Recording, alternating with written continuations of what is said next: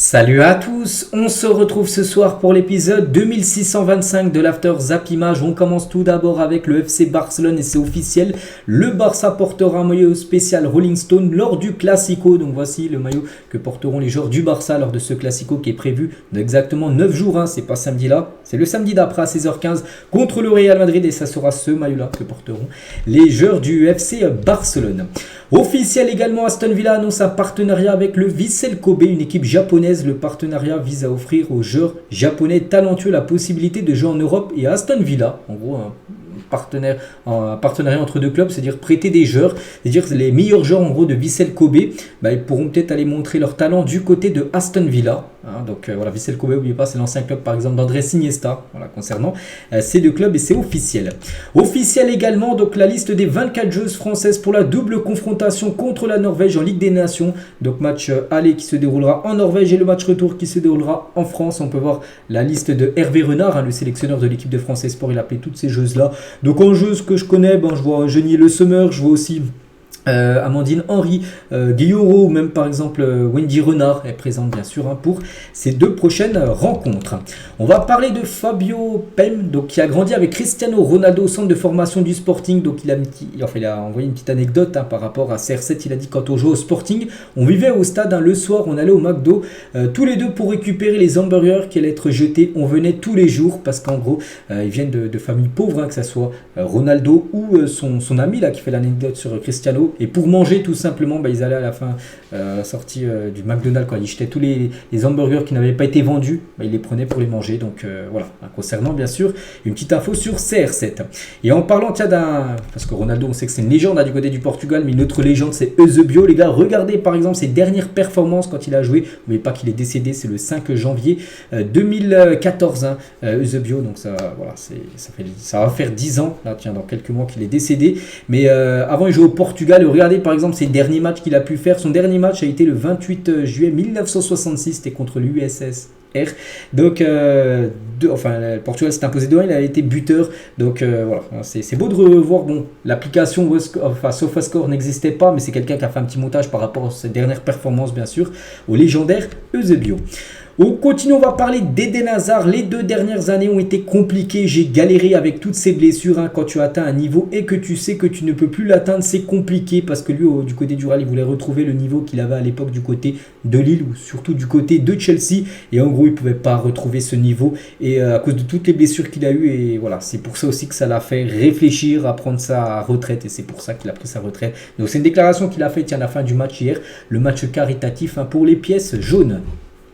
Aujourd'hui les gars, ce 19 octobre, j'ai oublié de le dire à midi, mais c'est toujours le 19 octobre aujourd'hui, donc c'est l'anniversaire d'Habib Beye, il fête aujourd'hui ses 46 ans, donc entraîneur du Red Star, ancien joueur de l'OM, maintenant consultant également sur Canal+, il fait ancien consultant de Canal+, il commande des fois les matchs, des gros matchs, et également entraîneur de Red Star, qui est premier actuellement de National, donc bon anniversaire à Habib Beye, ancien défenseur sénégalais.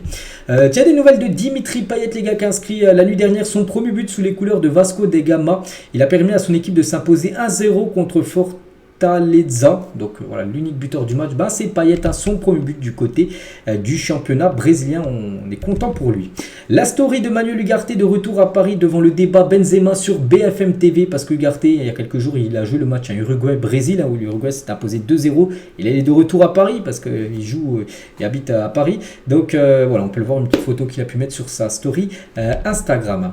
Matteo Guendouzi sur son choix de transfert en direction de la Lazio de Rome. Il a dit: j'avais des offres de Première Ligue, donc l'été dernier, mais j'avais déjà choisi un projet sérieux. Il a fallu un peu de jours pour tout définir entre les clubs et entre moi et l'OM, mais j'avais déjà la Lazio dans la tête, j'étais serein et surtout il savait que la Lazio était qualifiée quand même pour la Ligue des Champions. Je pense que cette qualification LDC de la Lazio, ça l'a vraiment convaincu de rejoindre cette équipe et surtout il a vu qu'au milieu de terrain il y avait une place à prendre et c'est pour ça que tout simplement qu'il a choisi cette équipe italienne.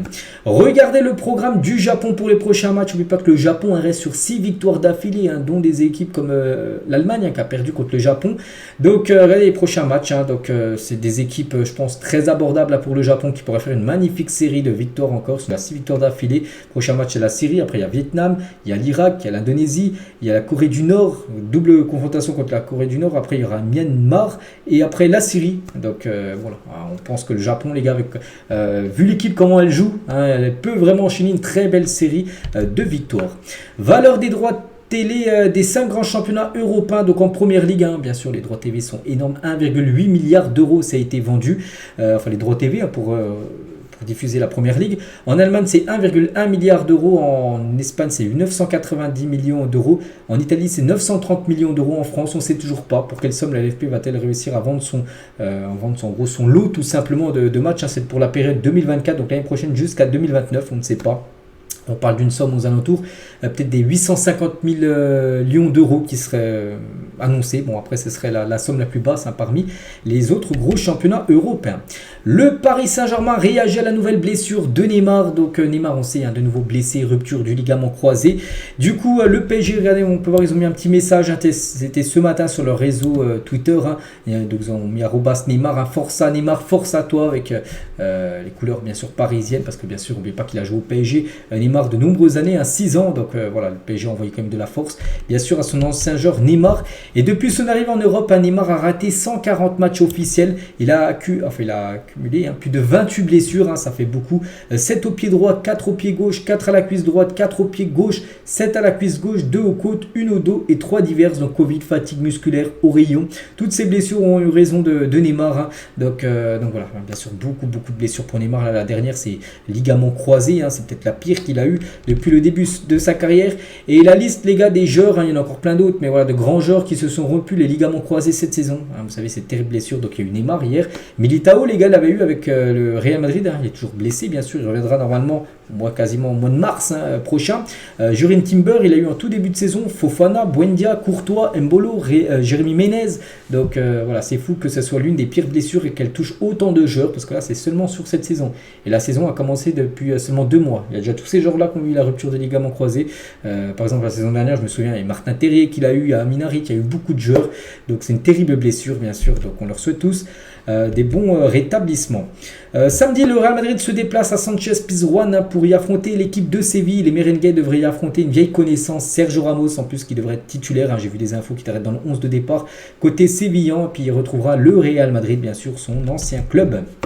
Kylian Mbappé a donné sa veste à la petite qui l'accompagnait à l'entrée sur le terrain, donc avant-hier lors du match France-Écosse, puisque cette dernière avait froid. Elle avait froid, puis voilà, Mbappé très gentiment lui a donné sa veste tout simplement pour qu'elle ait chaud. Christophe Dugarry complètement sous le charme de Jonathan Klaus en équipe de France. Il a dit: quel bonheur d'avoir un latéral qui joue vers l'avant, mais quel bonheur, je n'en pouvais plus des passes vers l'arrière de Jules Koundé, c'était une purge, c'était horrible, hein, c'est Dugarry qui dit ça. Hein. Il n'allait même pas jusqu'au centre, et encore si ce n'était que les centres, le problème, dès qu'il recevait un ballon dans son couloir, il était orienté vers l'arrière, c'est insupportable. Voilà, parce que en gros, Koundé il disait que dès qu'il avait le ballon sur le couloir droit de la défense, il amenait le ballon directement derrière. Il n'amenait pas des passes vers l'avant qui amenaient le danger. Donc voilà ce qu'a pu dire Christophe Dugarry. Et on finit les gars cet épisode aujourd'hui avec, et c'est officiel, Anwar El Ghazi est suspendu par Mayence suite à sa prise de position dans le conflit israélo-palestinien. Donc regardez, on peut voir le communiqué de Mayence en gros qui annonce suspendre El Ghazi qui ne jouera plus. Parce qu'il a pris position dans enfin vous savez, hein, sur le conflit israélo-palestinien. Donc voilà, concernant le joueur, je crois le joueur égyptien, je crois que c'est un joueur égyptien, El Ghazi. Donc voilà les gars ce qu'il y a à dire aujourd'hui. J'espère que ça vous a plu. On se retrouve bien évidemment demain pour le prochain After Zap Image. À demain.